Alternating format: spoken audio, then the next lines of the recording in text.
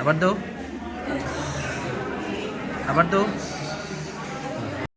একটু একটু একটু।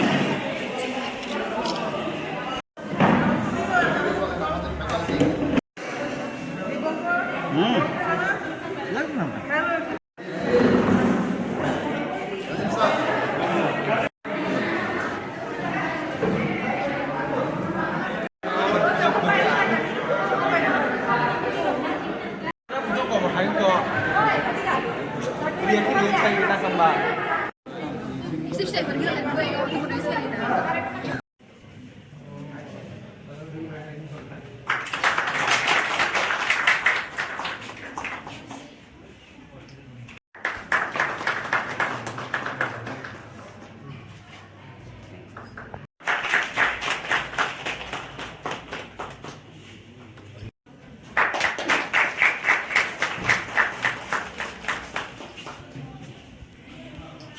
শুধুমাত্র রিপ্লেসমেন্টের মাধ্যমে আমাদের ডিস্ট্রিক্টের যে রক্তের, তো আসলে আমরা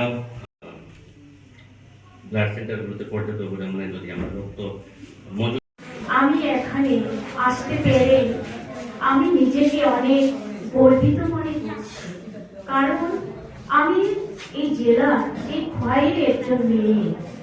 তো আজকে এখন একটা মুহূর্তে রক্তদান এই দিনে আমি আসতে পেরে আমি বলার মতো ভাষা খুঁজে পাচ্ছি না, কিভাবে বোঝাবো। সত্যি এই কলেজের একদিন আমিও এক ছাত্রী ছিলাম।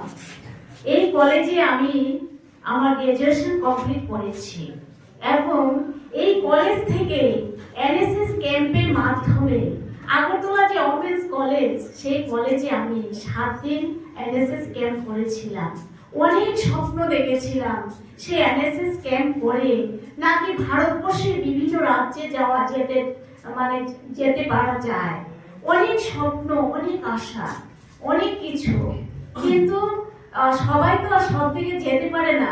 আমার ভাগ্য আমাকে এমন একটা জায়গা দিয়ে এসছে যে আজকে আমি এখানে গাইতে বসা সমস্ত গুণীজনদের কাছে এই কলেজের একজন প্রাক্তন ছাত্রী হিসাবে আজকে ওনাদের সঙ্গে আমি বসছি। এই জন্য আজকে আমার অনেক গর্ব। আর উদ্বোধনের দিনও আমাকে আসার জন্য প্রিন্সিপাল মহাশয় বলেছিলেন, চিঠি দিয়েছিলেন। আমি আসতে পারিনি, সরকারি কাজে আমি মহারাষ্ট্রে, পুনে, মুম্বাই আমি ছিলাম, তো আমি আসতে পারিনি, আজকে আসলাম। তো প্রত্যেকজন ছাত্র ছাত্রীর উদ্দেশ্যে আমি বলবো যে রক্তদান মহৎ দান, রক্তদান জীবন দান। আমরা ছোটবেলা থেকে শিখে এসেছি, আমাদের মা বাবা সেগুলো আমাদের শিখিয়েছেন। আমরা বই পুস্তকে পড়েছি যে জীবন দান, রক্তদান, রক্তদানের মাধ্যমে একটা জীবন দান করা যায়। আমরা সামাজিক জীব, সমাজ আমাদের, এই সমাজটা কার? এই সমাজটা আমাদের। এই সমাজের কাছে আমাদের দায়বদ্ধতা আছে। শুধু আমরা অন্ন, বস্ত্র, বাসস্থানের জন্য দিশেহারা হয়ে, হন্যি হয়ে সকাল থেকে রাত্রি পর্যন্ত আমরা ঘুরবো, আমরা আমাদের মতো করে চলবো, তাতে এই সমাজ রক্ষা হবে না।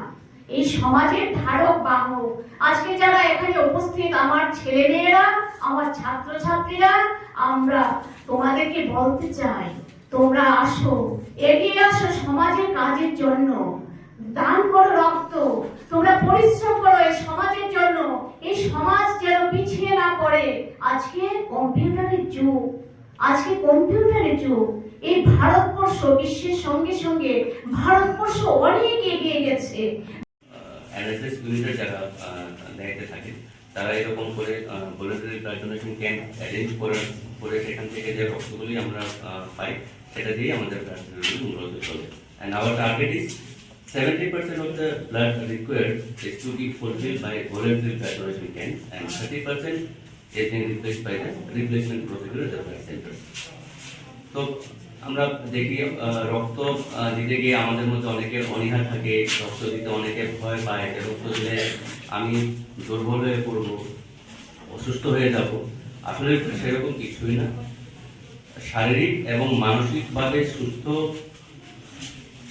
যে কোনো ব্যক্তি যার ওজন 45 কেজির উপর, যার হিমোগ্লোবিন 12.5 গ্রাম পার ডেসিলিটার থেকে 17 গ্রাম পার ডেসিলিটার, এবং শারীরিকভাবে যিনি সুস্থ তিনি রক্তদান অনায়াসেই করতে পারেন।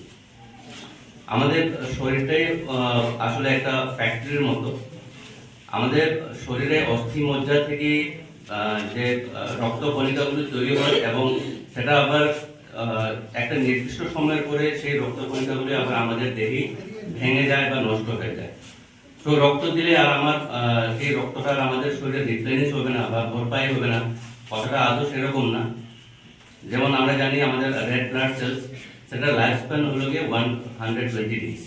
তো সেই নির্দিষ্ট সময়ের পরে কিন্তু এই ব্লাড সেলগুলো আমাদের শরীরের মধ্যে ভেঙে যায় বা নষ্ট হয়ে যায়, এবং আমাদের এই শরীরের মধ্যে আমাদের যে অস্থি মজ্জাতেও কিন্তু প্রতিনিয়ত রক্ত কণিকাগুলো তৈরি হতে থাকে। তো এই ভাঙা করার যে প্রক্রিয়াটা আমাদের শরীরে, এটা স্বাভাবিক প্রক্রিয়া। তো রক্ত দিলে রক্ত আর আমাদের শরীরে হবে না, আমরা দুর্বল হয়ে যাব, এরকম ভাবার কোনো প্রশ্নই ওঠে না। Regards to the dignitary and students at the very outset, the students of this college, and I also extend